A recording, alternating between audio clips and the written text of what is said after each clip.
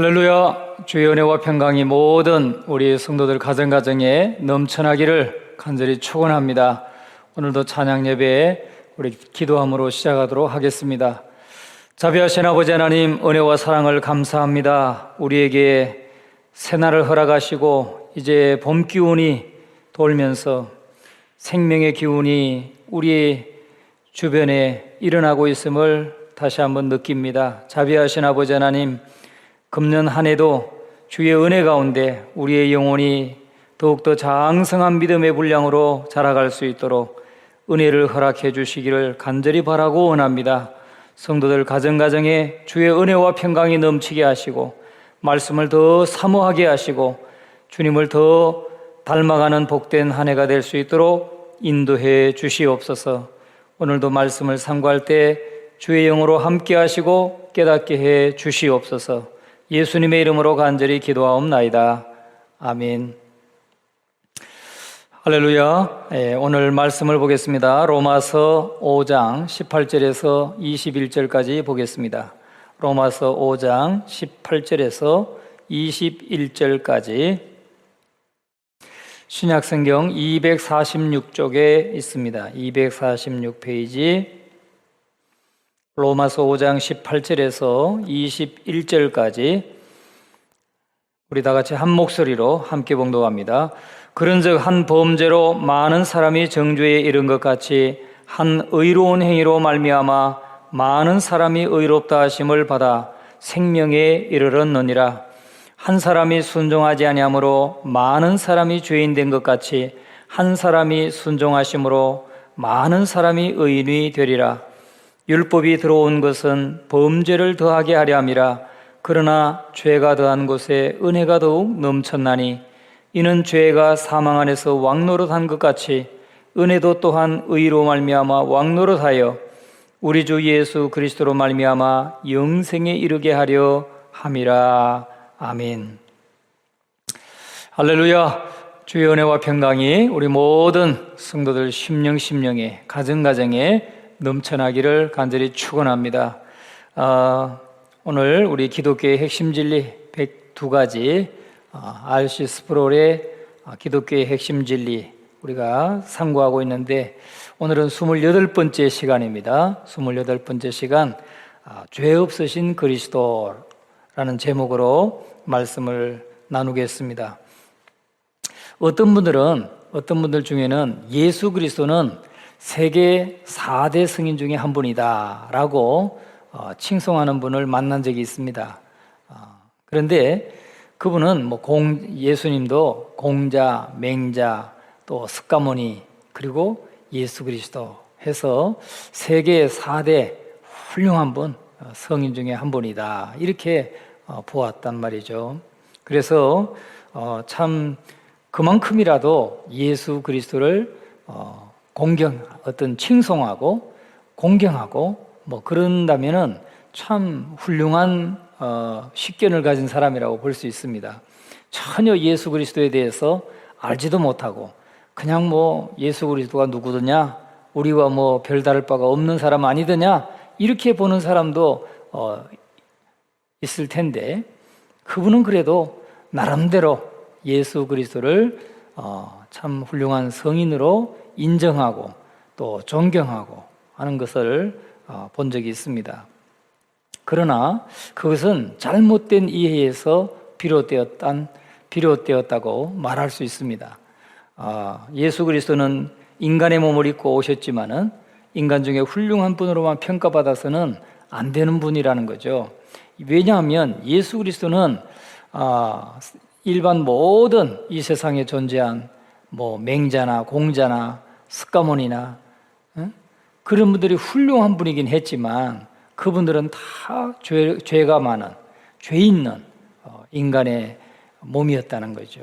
그러나 예수 그리스도는 인간의 몸을 입고 오셨지만은 죄가 없으셨던 분이다. 그분들과 뚜렷하게 구별되는 차별점이 있다면 그것은 예수 그리스도는 죄가 없으셨다는 겁니다. 그것이 성경이 우리에게 증거하고 있는 것입니다. 그리스도께서 죄가 없으시다는 이 사실은 우리에게 본이 될 뿐만 아니라 우리의 구원을 위해서 기초적이고 필수적인 부분입니다.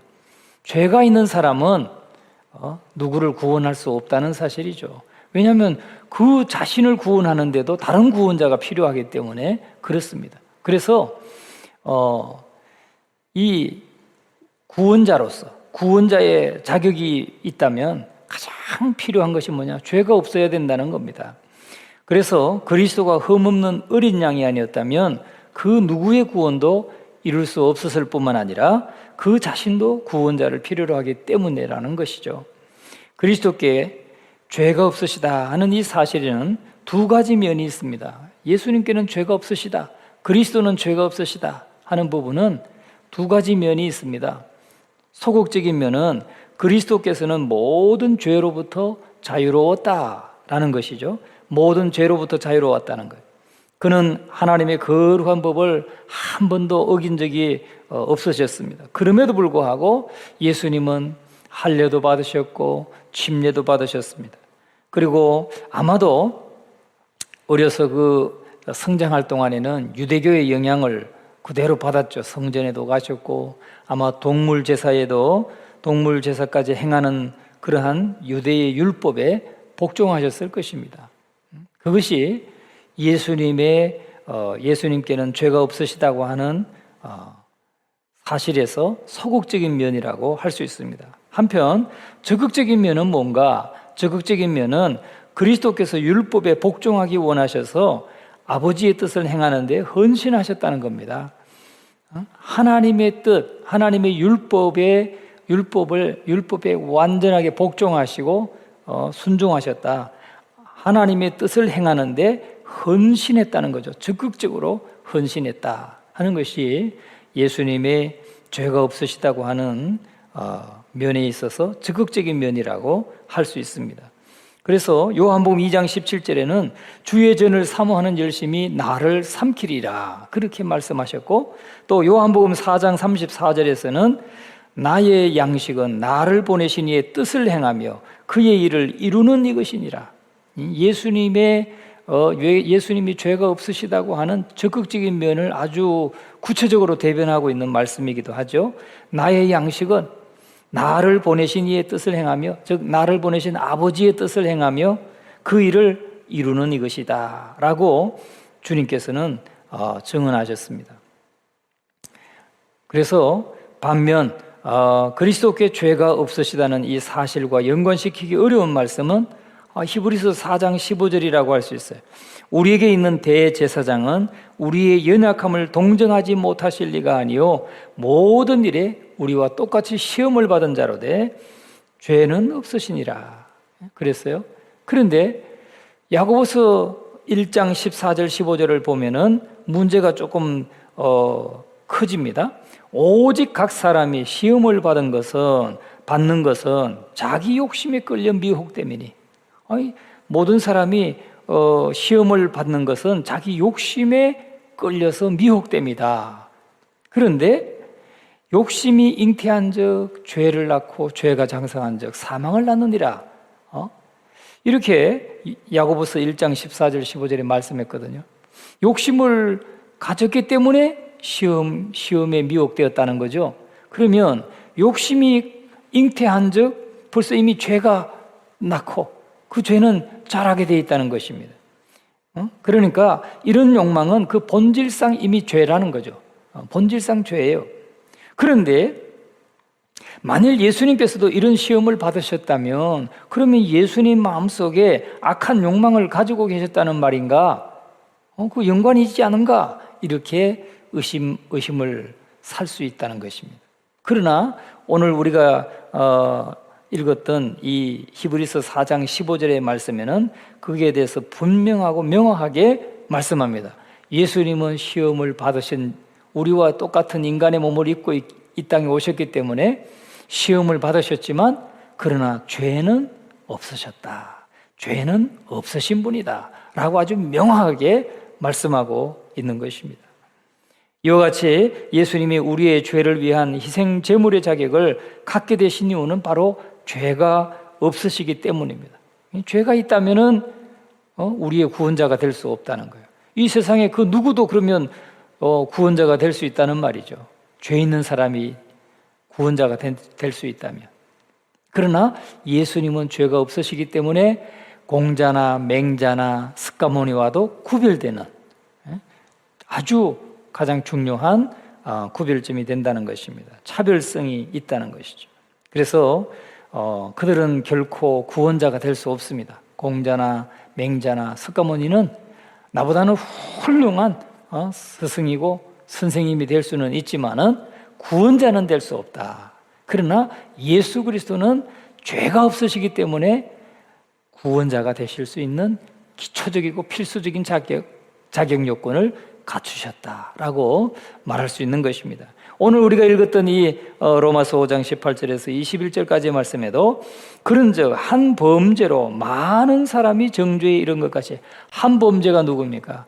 첫째 아담의 그 범죄로 말미암아서 그 첫째 아담의 후손은 다 아담의 그 죄의 성품이 유전되고, 그래서 이 세상에 존재하는 모든 사람은 죄인인데, 그래서 많은 사람이 정죄에 이른 것 같이 한 사람의 의로운 행위, 한 사람의 예수 그리스도 둘째 아담, 이 둘째 아담의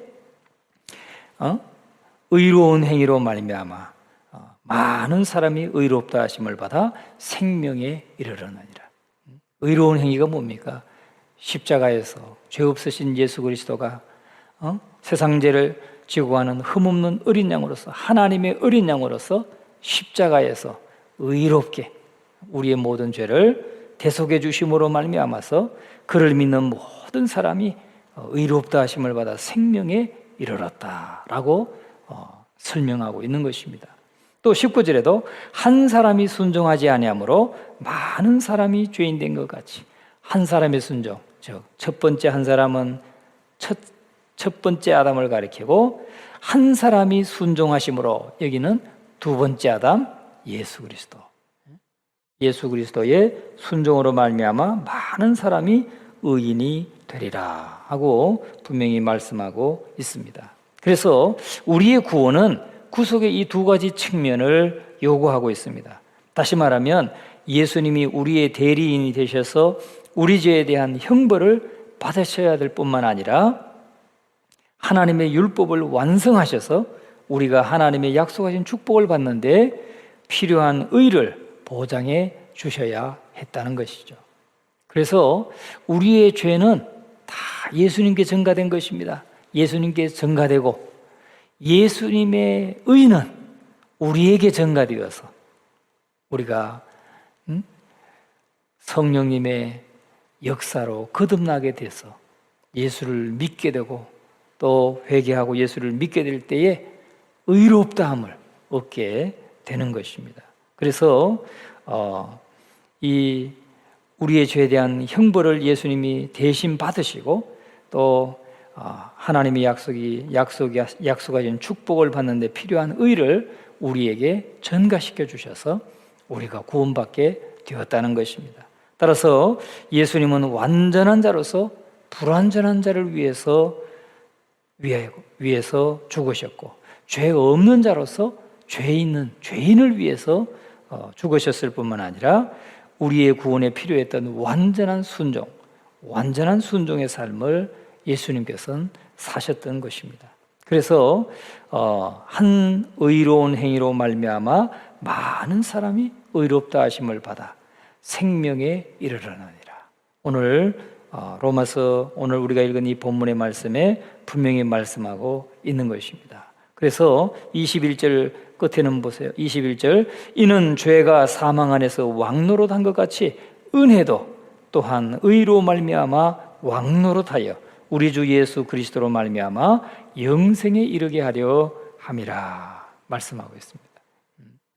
예수 그리스도로 말미암아 그 은혜가 의로 말미암아 왕노릇하고 우리 주 예수 그리스도로 말미암아서 우리가 영생을 누리게 되었다 하는 이 사실을 우리가 꼭 확신하시고 믿음으로 승리하시는 우리의 삶이 되기를 간절히 축원합니다. 오늘은 죄 없으신 그리스도가 왜 우리의 구주가 되시는지, 또 이 세상의 그 많은 성인들 가운데도 훌륭한 스승들 있지만은 그들은 왜 우리의 구세주가 구원자가 될 수 없는지 우리에게 분명한 차이점을 오늘 이 본문의 말씀은 증거해주고 있는 것입니다. 죄 없으신 그리스도, 이것은 우리 기독교의 핵심 진리라는 거 여러분 꼭 명심하시고 믿음에 굳게 서시기를 간절히 축원합니다. 기도하겠습니다. 거룩하시고 자비하신 아버지 하나님, 감사와 찬송과 영광을 돌립니다. 세상에는 많은 훌륭한 사람들이 있습니다. 많은 사람을 경제적으로 돕고 또 기하에서 사람들을 구원한 사람도 있고 또 전쟁 가운데 사람들의 생명을 살렸던 훌륭한 의인들도 있고 또 자신의 몸을 던져 생명의 위기 앞에 선 자를 살리고 자신은 죽은 사람도 있습니다. 그러나 그들은 우리의 구원자가 될 수 없음을 우리는 고백합니다. 왜냐하면 그들은 다 죄인이기 때문입니다. 또 공자, 맹자, 석가모니, 그들은 훌륭한 성인으로 추앙받고 또 훌륭한 스승으로 존경받고 많은 사람이 따르지만 그들은 우리의 구원자가 될 수 없음을 우리 주님은 우리에게 말씀하고 있습니다. 예수 그리스도는 그들과 차별되는 것은 바로 죄 없으신 분임을 성경은 우리에게 증거해주고 있습니다. 자비하신 아버지 하나님, 우리 성도들이 정말 죄 없으신 그리스도를 온전히 믿고 흔들리지 않는 굳건한 믿음으로 설 수 있도록 인도해 주시옵소서. 그리하여 우리의 구원자는 오직 예수 그리스도 한 분뿐임을 날마다 확신하고 또 흔들리지 않고 또 믿음으로 승리해 나가는 우리 모두가 될 수 있도록 역사해 주시옵소서. 감사와 찬송과 영광을 돌리며 예수님의 이름으로 간절히 기도하옵나이다. 아멘.